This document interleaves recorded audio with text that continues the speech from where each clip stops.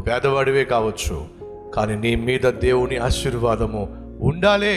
అమ్మా, నాన్న, ఈరోజు నువ్వు ప్రార్థన చేయాలి. అయ్యా, నేను పేదవాడిని, పేదదాన్ని, కానీ నా మీద నీ ఆశీర్వాదము ఉండాలి. ఆ రోజు యాకోబుపై దేవుని ఆశీర్వాదం ఉంది కాబట్టే ఆ ఆశీర్వాదాన్ని పంచుకుని పుట్టినవాడు యోసేపు.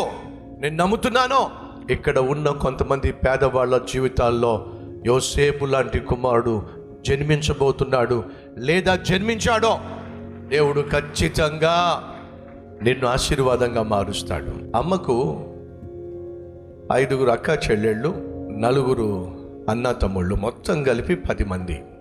మీకు తెలుసా, ఈ 10 మందిలో కడు పేదరికాన్ని అనుభవించిన కుటుంబం ఏదైనా ఉందంటే అది మా కుటుంబమే.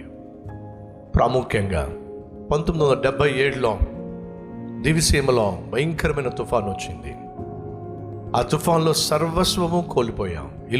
ఉన్న ఇల్లు కూడా కూలిపోయింది. కట్టు బట్టలతో పొన్నూరు అనేటటువంటి ప్రాంతం నుండి పశ్చిమ గోదావరి జిల్లా తణుకు దగ్గరకు వెళ్ళిపోయాం. కట్టుబట్టలతో, కడు పేద స్థితి. కానీ ప్రియ సహోదరి సహోదరులు, ఉన్న 10 మందిలో అమ్మ పేదరికంలో కూడా ప్రభు పాదాలనే గట్టిగా పట్టుకుంది.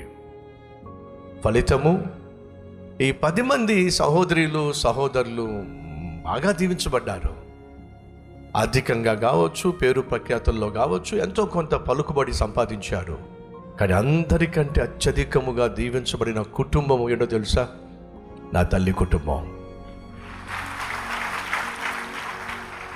నా తల్లి, నా తండ్రి పేదవారే, కానీ ప్రభువును ఆశ్రయించిన వారు, ప్రభు పాదాలు పట్టుకున్నవారు.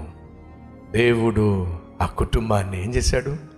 దీవించాడు. కాబట్టే ఈ దీన సేవకుడిని ఆ కుటుంబంలో నుంచే లేవనెత్తాడు. అమ్మ నాన్న బహుగా చదువుకున్న వాళ్ళు కాదు, ఆస్తిపాస్తులు ఉన్నవాళ్ళు కాదు, కానీ దేవుని దీవెనను పొందుకున్నవాళ్ళు.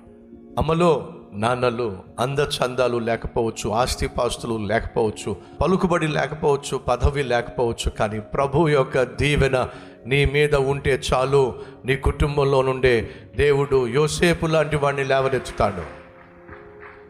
ఈ దీన సేవకుని కంటే గొప్ప సేవ చేసేటటువంటి బిడ్డలను దేవుడు నీ ఇంటిలో నుండే లేవనెత్తుతాడు. విశ్వసించో. ఓ పేద తల్లి కుటుంబాన్ని దేవుడు ఈ విధంగా దీవిస్తే ఈ 10 కుటుంబాలు వాళ్ళందరూ కూడా ఈరోజు సతీష్ కుమార్ని ఇలా చూస్తారు.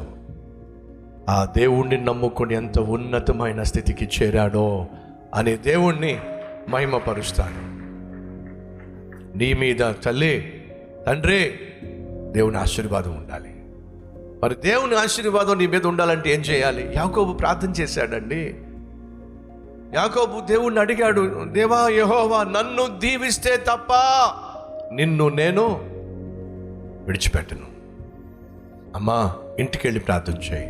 నాయనా, ఇంటికెళ్ళి ప్రార్థన చేయి. అయ్యా, నేను పేదవాడినే, పేదదాన్నే, ఆస్తిపాస్తులు లేనిదాన్ని, అందచందాలు లేనిదాన్ని, చదువు సంధ్యలు లేనిదాన్ని, లేనివాడిని, కానీ నీ పాదాలు పట్టుకున్నవాడిని. నన్ను ఆశీర్వదించు.